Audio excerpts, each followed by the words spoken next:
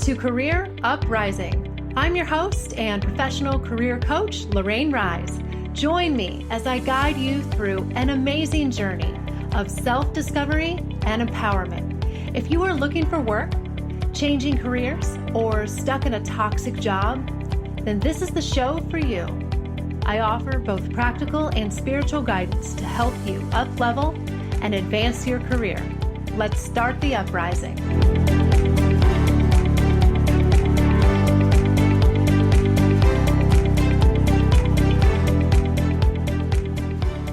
Hey everyone, you are listening to episode 107, Career Advancement for Introverts. How are you guys doing? I'm excited to be back and have some new shows out coming for the month of November. And it's just been a crazy world out there. We just voted yesterday and had our elections here in Virginia. And I just hope everything is settling down. It's been pretty crazy here in the Northern Virginia area. We've been making headlines for all the wrong reasons with everything in our governor election and our school systems. And there's just so much intensity out there right now.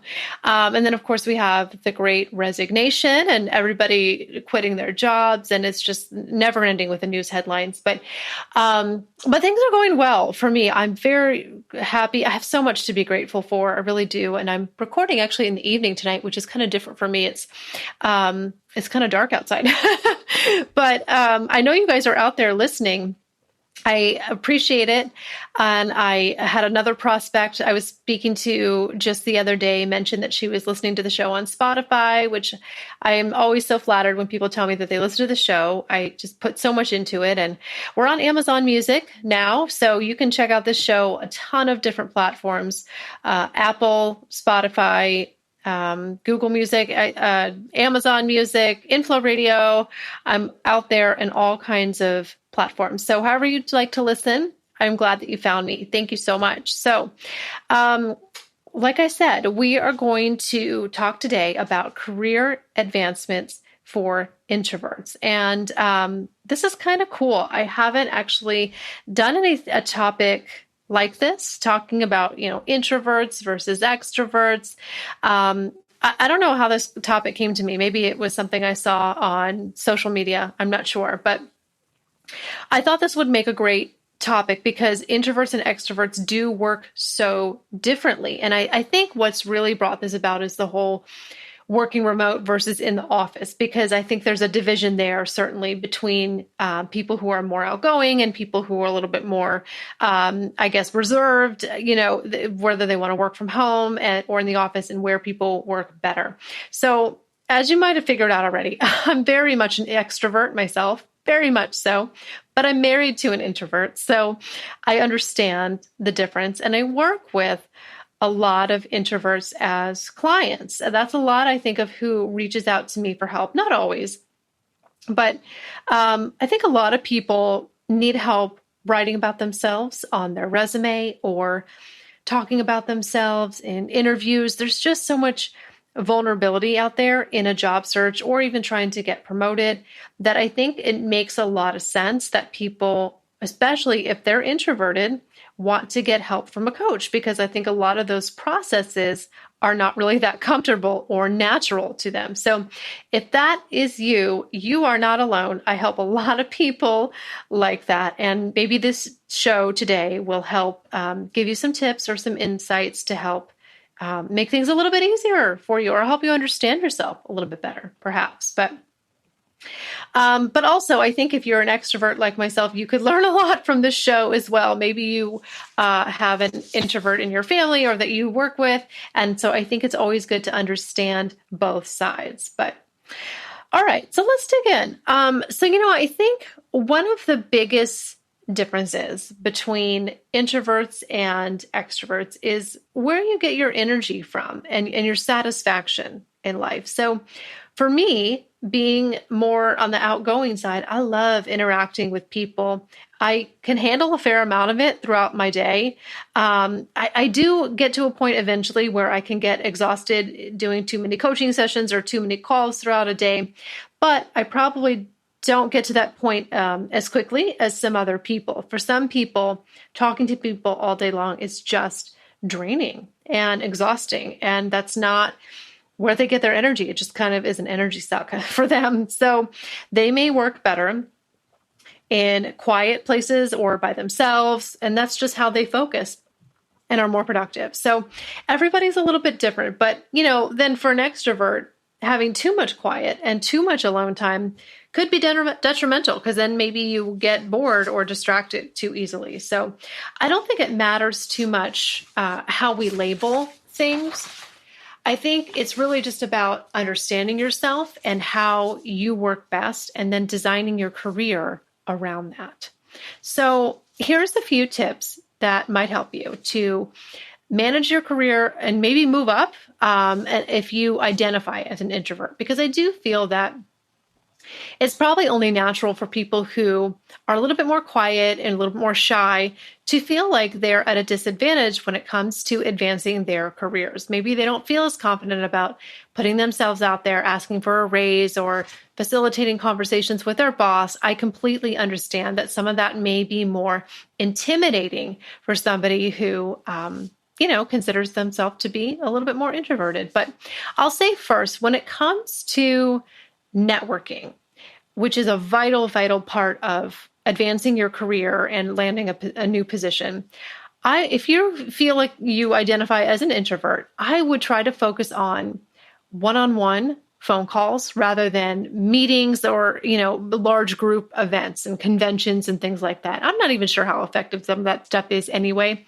I feel like networking, honestly, is best in small groups or one-on-one, where you have a better chance to get to know people anyway. So maybe you don't feel comfortable going to a career fair or a big hiring event or a networking lunch. Maybe you don't necessarily have to do that. Have one-on-one calls with people that you already know. I always tell people anyway, when you're learning to network, I want you to start small and start with the low-hanging fruit, right? The people you feel most comfortable reaching out to, and you can build your confidence that way. So start with people that you have a relationship with, that you're pretty sure will pick up the phone, and you can work outward and expand from there. This will definitely build your confidence in talking to people and initiating conversations. So you don't have to immediately go right for reaching out to strangers that are recruiters or hiring managers and people that you don't know. If that completely freaks you out, then don't go there just yet. Start with people that you know and have a few preliminary conversations, just one-on-one, and then branch out from there. I mean, honestly, I've never really thought that career fairs were all that effective anyway. I guess it depends on maybe what level you're at in your career. I think the higher up you go, the less likely that you're going to find success with that strategy. But maybe it depends on the line of work as well. So don't feel bad if that's not something that appeals to you. I don't know how effective it is anyway. I'd rather you reach out to, the top 10 people in your network that you know really well and share with them that you are in a job search or maybe looking for a mentor to help you with your career advancement, and start with that. I think that that's probably more successful anyway. The second thing too, I would say, is you might not feel comfortable speaking up in meetings in front of people, maybe in staff meetings. You might be more comfortable in really small groups or sharing your feedback one-on-one. So this could include talking to your boss or colleagues, but it's still important as an introvert that you make sure that your ideas are being communicated. You're going to need to find another way to be heard if you don't speak up on Zoom calls or whatever it is. All right. So don't just stay silent. You want to think about, is there another way that I can make sure that my contribution is made and that my value is heard? Because you do run that risk. That's what they say, the squeaky wheel gets the grease, right? That's where that saying came from. But find other ways. So maybe it is writing more comfortable for you. Maybe you could put your thoughts into email, or maybe it would just be helpful to put them in writing first before you, and practice it a little bit and get comfortable with what you want to say before you go and, pitch an idea to your boss or something like that. But think about how you can convey your value and your ideas in writing so that you're still getting them heard. But I think that even just before you have maybe an uncomfortable conversation, just writing out what you want to say and getting your thoughts on paper could be really helpful for you to feel a little bit more comfortable with it. I've certainly done that myself. And I think it's going to be very important to know also that we all have to get out of our comfort zone at times. This is very, very true for introverts, okay? I want you to do it slowly and in small ways, but the world's not always going to accommodate us, right? Extroverts have to deal with this in different ways too. We all have to be adaptable and be willing to practice things that are hard. And that means having conversations, speaking up, being heard, being visible. There's always a fear behind there. When you don't want to do that, there's something you are afraid of. So you want to work on that and recognize that and always be working to expand your comfort zone. So I would encourage you to pick one thing this week that's a little bit uncomfortable for you. It can be something small. Practice doing it in a small way. Maybe it's just raising your hand to speak up in a staff meeting. Maybe it's sitting down with your boss to talk about how you're doing and get some feedback. Whatever it is that you're nervous about, you're going to need to work on it. And it doesn't mean it's going to completely go away, but you can get better at it. And there's nothing wrong with being introverted. It's a natural way for a lot of people to be. And the world needs both introverts and extroverts for sure. But it is important to recognize, when are you holding yourself back? When is something just your natural personality? And when are you letting it be a crutch and you're holding yourself back and staying small? All right. That's for you to decide, but that's a really important question. All right. We can't expect life to always be comfortable and always accommodate us. I want you to embrace who you are, but always be working on expanding your confidence and your comfort zone at the same time. And you can do those two things at the same time. Okay. All right. So let's take a quick commercial break. When we get back, I'm going to talk more about maybe some ideal career paths, some things you might want to consider if you're an introvert and you're not sure if you are in the right career. So stay tuned and we will be right back.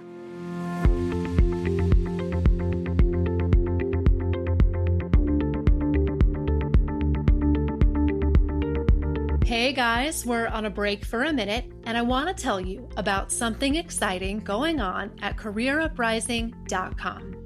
I have an online store that I created just for you. It has a variety of low-cost resources that will give you the boost that you need in your career, and they offer a great introduction to what it would be like to coach with me. I've got ebooks, meditations, and other resources for you to take advantage of and start getting help today. These products are instantly downloadable, priced incredibly low, and cover many aspects of career transitions.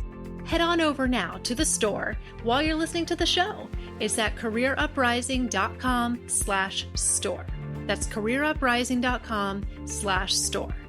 Now let's get back to the show. All right. Thanks for sticking around, guys. So let's shift a little bit to talking about career paths for introverts. So this is a big, big topic. Obviously, if you really are looking to change career paths or do some evaluation, I would highly, highly recommend that we coach together, just because there's a lot of steps in this process. And it's, it's a big deal to pivot to a new career or a new industry. And I would love to help you with that. But what I can do today is let's go ahead and get you started and talk about, at a high level, how can you start thinking about whether or not you're in the right career and what might be good for you if you are more introverted and feeling like you're burnt out or overly adapting at the position that you're in. So, all right, well, how can any of us really ever know if we're in the right career? There's a couple of criteria that I want to share with you that can help you to determine if you are well suited for the position that you are in. Okay. So typically, I would say introverts, just generalizing, prefer positions probably where they can work more independently rather than in large groups.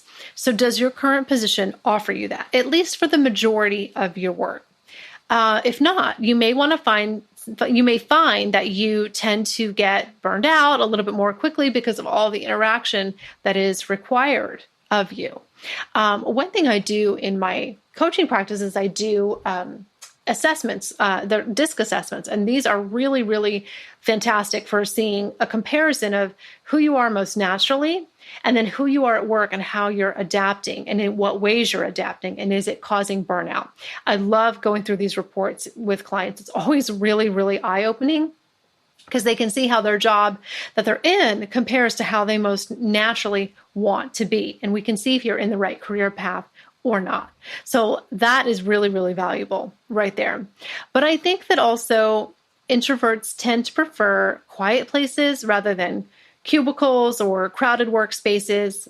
And honestly, now that I think about it, I think a lot of people would like to kiss the cubicle goodbye. I know I had plenty of time in cubicles in my early career. I don't need to work in another one again, but, and I'm extroverted and I still like having my own office, but I do crave that interaction with people. So maybe some kind of balance in there where you can have the interaction when you need, but also kind of shut the door when you need to also. But I think this is especially true, people who need to focus and work in quiet, and they just find it distracting to have too many people around. It doesn't help them to work better. And maybe you don't necessarily need creativity and collaboration to be happening. Maybe what you do is more of an individual contributor kind of role. So I think for these people, working remotely can be really great. I think a lot of introverts, I've heard from a lot on the internet that this whole working remote that's happening from the pandemic has just really been great and saved them in a lot of ways. And it's actually helped them to improve their work. And I think that's great. I love to hear that. But then I think it's hard for the extroverts because they're not getting a lot of interaction and not kind of collaborating the way they want. So it just depends on who you are. But, maybe you could see about finding a remote job. Maybe that alone would help you if you feel like you're not in the right career or you're having more interaction with people than you might prefer. But one thing I think that introverts have that's a great strength is I think they're often really good listeners. This is a wonderful and necessary strength. So you may want to think about your current position and whether or not it calls upon active listening skills, because this is probably something that you're good at. I think that careers where you work one-on-one, such as kind of similar to mine, something like a counselor or a financial advisor, could be good for an introvert because you're still interacting with people, but it's in a low-key, one-on-one way. You're not giving speeches or anything like that. And it requires active listening skills. So it's not just about you talking to them, it's about you listening to them. And really, clients should be doing the majority of the talking anyway. So that's something to consider as well. And you may also, as an introvert, prefer a career that allows you to just focus on one thing at a time. Maybe you don't like multitasking and having a million things going on at once. Some people crave that. They love variety and they need to have 4 or 5 different things going on at once. A project manager, for example, that might be something that could be a little bit overwhelming for someone who's an introvert because there's so many things you're dealing with at once, from budgeting to scheduling and just working with a lot of different stakeholders. That could be overwhelming. But there are some careers that are typically filled by introverts, like software engineers, writers, editors, accountants, and so on. There's tons and tons of great fields out there that play to the strengths of an introvert. And one thing I do in my coaching as well is I help you to do online research. I have a couple of great websites that I always refer clients to help them learn about new career paths and see if it's right for them. There's a lot of in-depth information if you know the right places to go where you can get profiles of career paths. So that's a tool that I use in coaching as well to help people kind of assess before and try it on a little bit before they start a job to know if it's going to be good for them. But, being an introvert doesn't have to be something like math or science or STEM related. I think there's a connotation out there, that's what it's all about. But there's plenty of creative fields like writers, editors, and artists who are often introverts as well.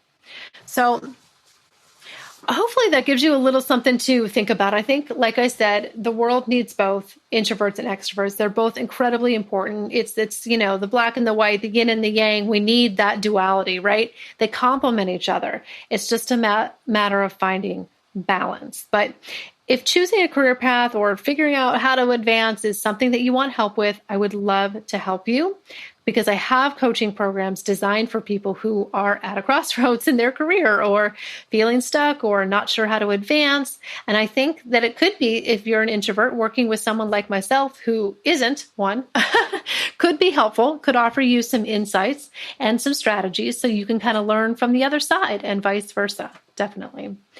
But I hope this helps. I hope this served you. And I've got some great shows coming up. I want you to keep listening over the next couple of weeks. I'm really excited about a show that I'm planning in December, all about looking ahead to 2022 and what I think we can expect in the world and the events and things that are going to happen, what it means for you personally, what it means for your career. I'm going to take an in-depth look in my last show for this year about where I think the world is headed, where I think the job market is headed, and we'll just do some speculation and then some closing out of the year, which I think is a very beautiful and necessary thing to do. So more shows are coming up. I hope you keep listening and reach out to me at careeruprising.com if you want some more help with this. All right. Thanks, guys.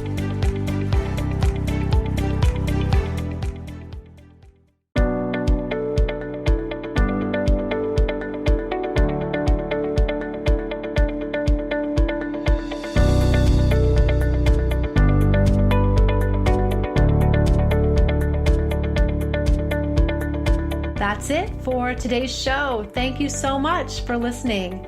If you like what you heard today, please consider giving the show a positive review on iTunes.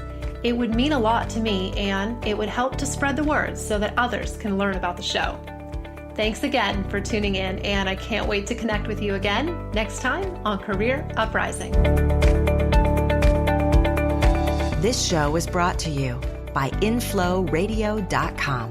The best curated talk radio network for personal development, wellness, spirituality, and conscious business.